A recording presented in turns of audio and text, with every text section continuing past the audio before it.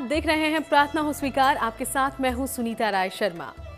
आज हम आपको लेकर चलेंगे उस विशेष स्थलों की यात्रा पर जो कहा जाता है कि भोलेनाथ को बेहद प्रिय हैं।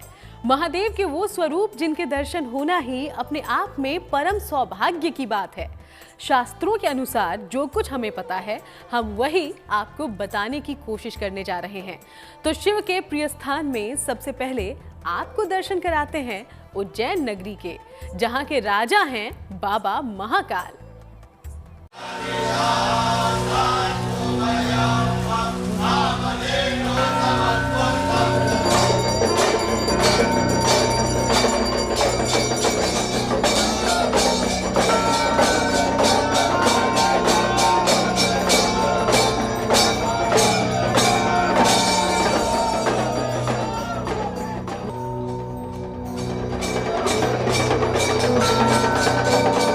आदि अनंत महादेव की कृपा पाने के लिए भक्त शिवालयों में नतमस्तक होने का, शिव के चरणों में अपनी प्रार्थना कहने का कोई अवसर गंवाना नहीं चाहते। भक्त उन्हें अलग अलग नामों और रूपों में पूजते हैं।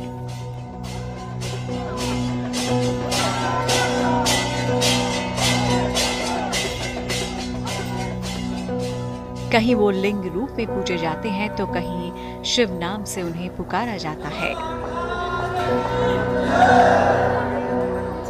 शिव को जितना समझने की कोशिश की जाती है वो उतने ही अबूझ जान पड़ते हैं, क्योंकि उन्हें समझ पाना इंसान के वश की बात ही नहीं।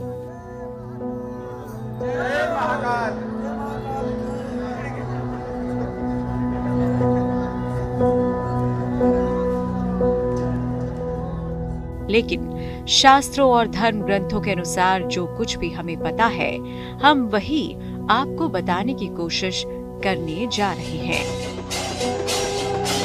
महाकाल स्वयंभू द्वादश ज्योतिर्लिंगों में से एक, जिनकी महिमा सालों, दशकों, सदियों से नहीं युगों युगों से गाई जाती रही है, जिनके दरबार में पहुंचकर हर कोई आदर और भक्ति की ऐसी चादर में लीन हो जाता है।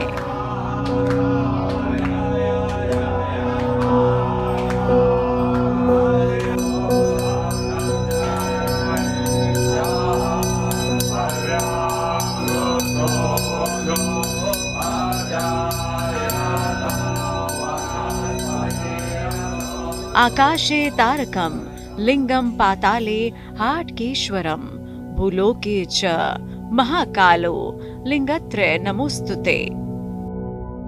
यानी आकाश में तारक लिंग है, पाताल में हाटकेश्वर है और मृत्यु लोक में महाकालेश्वर से बढ़कर अन्य कोई ज्योतिर्लिंग नहीं। उन तीनों लोकों के स्वामी को नमन है। महाकाल की नगरी में दूर दूर से तांत्रिक और शिव भक्त आते हैं। देश भर के 12 ज्योतिर्लिंगों में महाकालेश्वर ज्योतिर्लिंग का अपना एक अलग महत्व है। ज्योतिषी कहते हैं महाकाल ज्योतिर्लिंग की महिमा अपरंपार है।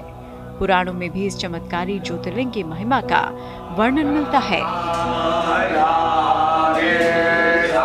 जो काल को भी अपने आप में समाहित कर लेते हैं, जिनकी 8 भुजाएं एवं 8 कपालों की माला धारण किए हुए हैं। महाकाल जो है उनकी 8 भुजाएं हैं और 8 कपालों की 8 मुंडों की माला उन्होंने धारण कर रखा है। महाकाल के भक्तों को कभी भी जो है अकाल मृत्यु स्पर्श तक नहीं करता है।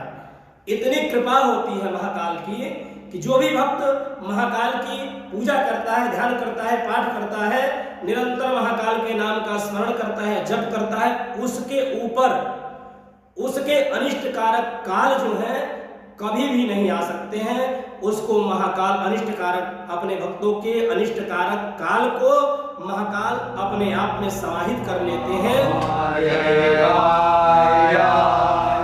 उज्जैन में भगवान शिव राजा महाकाल के रूप में विराजित हैं, जिन्हें मृत्युलोक का राजा भी कहा जाता है। भगवान शिव के प्रिय स्थान में उज्जैन क्यों है, समझिए। भारत की प्राचीन 7 नगरियों में से एक प्रमुख नगरी है उज्जैन। शिव जी का अत्यंत शक्तिशाली ज्योतिर्लिंग महाकालेश्वर यहीं स्थापित है। ये ज्योतिर्लिंग दक्षिण मुखी है, जो अपने आप में एक दुर्लभ बात है। उज्जैन में शिवलिंग की भस्म आरती का विशेष महत्व है। उज्जैन जाकर शिव जी का दर्शन करने से आयु रक्षा होती है और स्वास्थ्य उत्तम होता है। उज्जैन में ही मंगलनाथ का दर्शन करके शिव पूजन करने से मंगल दोष का नाश होता है। उज्जैन में पुण्य सलीला शिप्रा के तट के निकट भगवान शिव महाकालेश्वर ज्योतिर्लिंग के रूप में विराजमान हैं। वो महाकाल जिनसे भय खाता है काल। कहते हैं कि भगवान शिव के महाकाल स्वरूप की उपासना करने वालों का काल भी बाल बांका नहीं कर सकता। आया है शास्त्रों में कि राजो नो पिचदासत्तम भजन्ते किम परे जनाः तस्य हस्ते सदैव अस्ति सर्व सिद्धिम न संशयः। जो भगवान महाकाल का दास है, जो महाकाल का भजन करता है, कीर्तन करता है, पूजन करता है, जो महाकाल का भक्त है, उपासक है, उस भक्त के समक्ष जो है राजा भी आकर के नतमस्तक हो जाता है। एवं इस संसार के आध्यात्मिक, आदि भौतिक, आदि दैविक तीनों ताप जो है समाप्त हो जाते हैं और सभी प्रकार के भौतिक सुखों को भोग करके और अंत में भी वह भगवान श्री महाकाल लोक को प्राप्त होता है। इतनी महाकाल की कृपा है। बाबा महाकाल द्वादश ज्योतिर्लिंगों में से सबसे प्रमुख है। मान्यता है कि यही मृत्यु लोक के राजा हैं और इन्हीं के दर्शन से अकाल मृत्यु का भय खत्म हो जाता है। जय महाकाल। और सावन माह में बाबा के दर्शन करने और भस्म आरती करने से हर मनोकामना पूर्ण होती है। बाबा महाकाल अपनी प्रजा का हाल जानने नगर भ्रमण पर भी निकलते हैं, जहां भक्त उनकी एक झलक पाकर अपने आप को धन्य समझते हैं।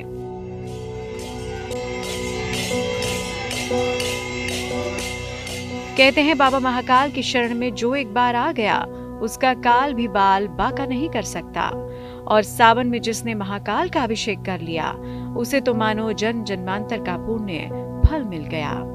सावन में महाकाल की पूजा का फल कई गुना बढ़ जाता है। कहते हैं कि संसार का आरंभ शिव है और संसार का अंत भी शिव ही है। इसलिए अब आपको लिए चलते हैं शिव के उस दरबार में जहां शिव विश्वनाथ हो जाते हैं।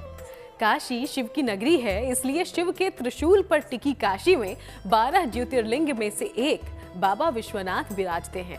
काशी के राजा हैं विश्वनाथ। तो देखिए भगवान शिव की प्रिय नगरी काशी को, जहां के घट घट में मिलते हैं बाबा अविनाशी।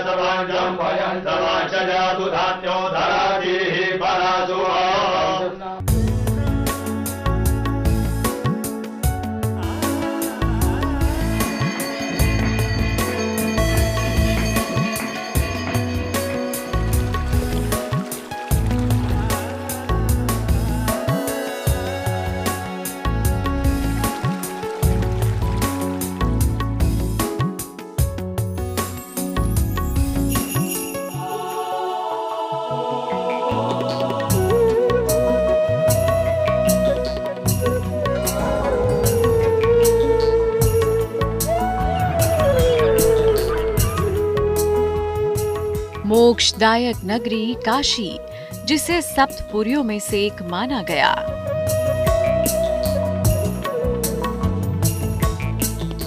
जिस धाम का उद्गम सृष्टि के आरंभ से माना गया, जिसकी गाथा युगों युगांतर से गाई जा रही है, वो है शिव की प्रिय नगरी काशी।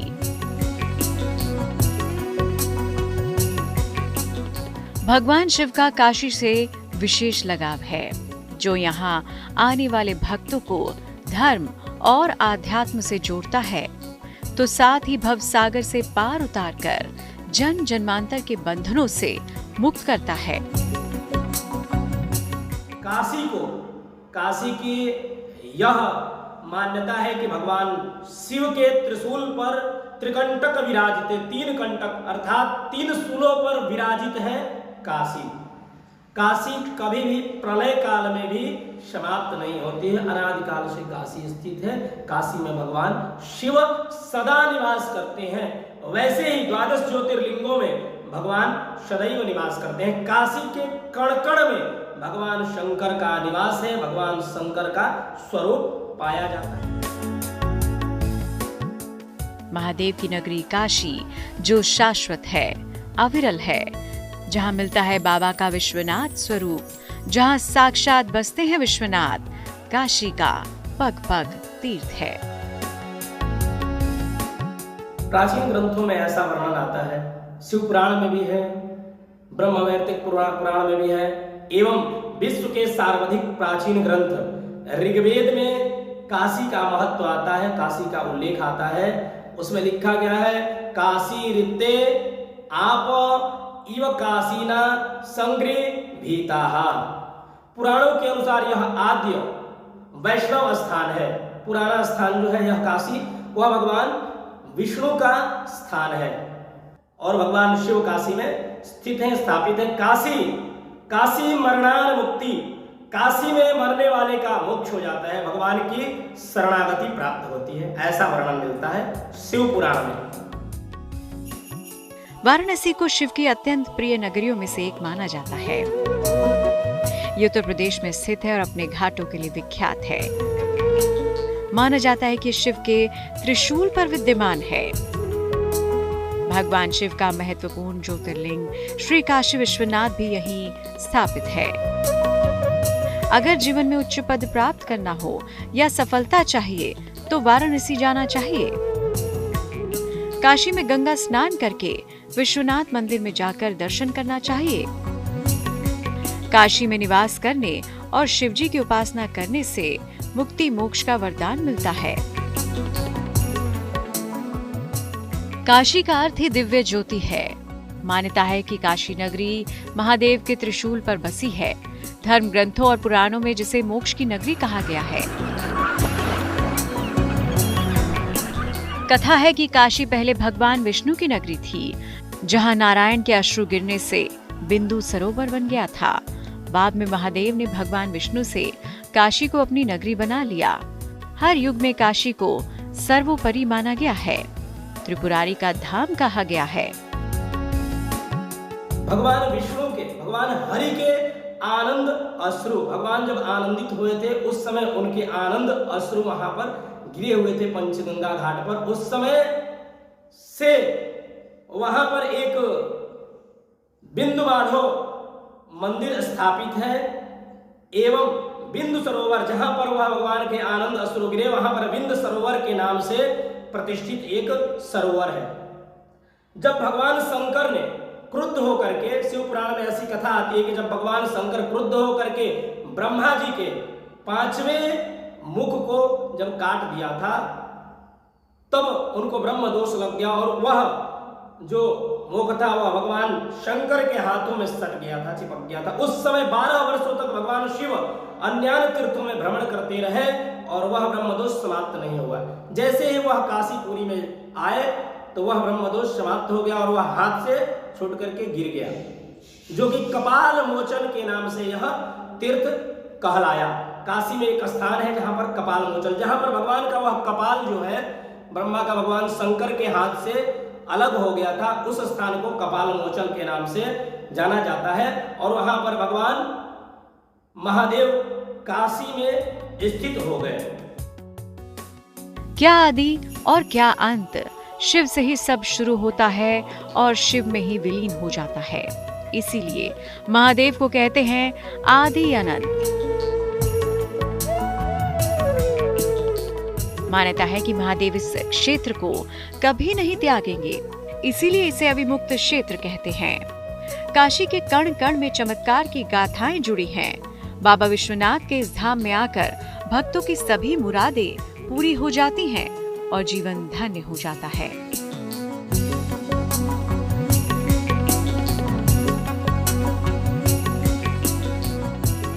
मान्यता है कि अगर कोई भक्त बाबा विश्वनाथ के दरबार में हाजिरी लगाता है तो उसे जन्म जन्मांतर के चक्र से मुक्ति मिल जाती है। बाबा का आशीर्वाद अपने भक्तों के लिए मोक्ष का द्वार खोल देता है।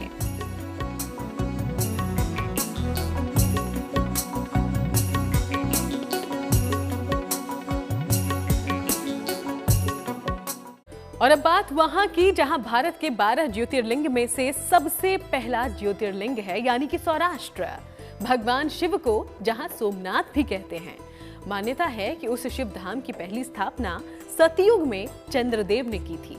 कहते हैं कि इसी धाम में जो भी पूरी श्रद्धा के साथ भगवान शिव को प्रसन्न करता है, शिव उसके जीवन के तमाम संकट दूर कर देते हैं।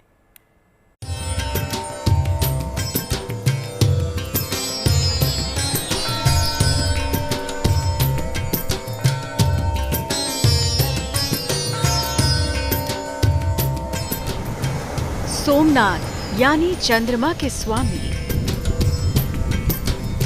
जिनकी कृपा से चंद्रदेव को श्राप से मुक्ति मिली, वही है सोमनाथ। 12 ज्योतिर्लिंग में पहला स्थान है सोमनाथ का और यही वजह है कि इस धाम की महिमा अपरंपार है। शिव पुराण में, पवित्र पावन पुराण शिव पुराण में ऐसा वर्णन आता है कि एक बार भगवान चंद्रदेव जो है, चंद्रमा राजा प्रजापति दक्ष के श्राप से भयभीत होकर के, श्राप से वंचित होने के लिए, मुक्ति पाने के लिए उस स्थान पर जाकर के भगवान शिव को अपना गुरु मान करके, शिव को अपना आराध्य मान करके, शिव को अपना स्वामी मान करके आराधना किया था, जिससे भगवान शिव प्रसन्न होकर के उनके उस श्राप से मुक्ति दिए थे। उस श्राप से उनको मुक्त किया था भगवान ने। और उस समय चंद्रदेव ने भगवान से प्रार्थना किया कि हे भगवान, आप इस स्थान पर ज्योतिर्लिंग के रूप में विराजमान हो। और चंद्रमा का ही नाम एक सोम है। उस समय से भगवान का नाम जो है सोमनाथ के नाम से प्रसिद्ध हो गया। आता है जन्म जन्मांतर का श्राप से अगर श्रापित रहता है मनुष्य, मात्र सोमनाथ के दर्शन करने से, पूजन करने से, अभिषेक करने से वह श्राप से मुक्त हो जाता है और भगवान सोमनाथ की कृपा सदैव उसके ऊपर बनी रहती है। शिव महापुराण में सभी ज्योतिर्लिंगों के बारे में बताया गया है, लेकिन सोमनाथ के ज्योतिर्लिंग की मान्यता है कि इस शिवलिंग की स्थापना खुद चंद्रदेव ने की थी। सोमनाथ की महिमा। भगवान शिव का पहला और अति प्राचीन शिवलिंग सोमनाथ सौराष्ट्र में स्थापित है। सौराष्ट्र में ही प्रभास क्षेत्र है, जहाँ श्री कृष्ण ने शरीर का त्याग किया था। सोमनाथ के ज्योतिर्लिंग की स्थापना चंद्रदेव ने की थी। यहीं पर शिवजी की कृपा से उन्हें श्राप और पीड़ा से मुक्ति मिली थी। अगर जीवन में चंद्रमा संबंधी कोई समस्या है या किसी प्रकार का कोई श्राप या दोष है, तो सौराष्ट्र में सोमनाथ का विधिवत पूजन अर्चन करना चाहिए। ऐसा माना जाता है कि भगवान के स्वरूप का दर्शन करने मात्र से ही सेहत, आरोग्य और सुखद जीवन का वरदान मिल जाता है। शिव का ये धाम परम पावन और दिव्य है। इस स्थान पर आने वाले भक्त की हर मनोकामना भगवान सोमनाथ पूरी कर देते हैं। मान्यता है कि सावन के महीने में जो व्यक्ति प्रतिदिन सोमनाथ के शिवलिंग का जाप करता है, उसके सभी पाप नष्ट हो जाते हैं। तो अगर आप भी पाना चाहते हैं महादेव से सुखद जीवन का वरदान, अगर चाहते हैं जीवन में चंद्रमा संबंधी समस्या का निवारण, तो जाइए भगवान सोमनाथ के धाम।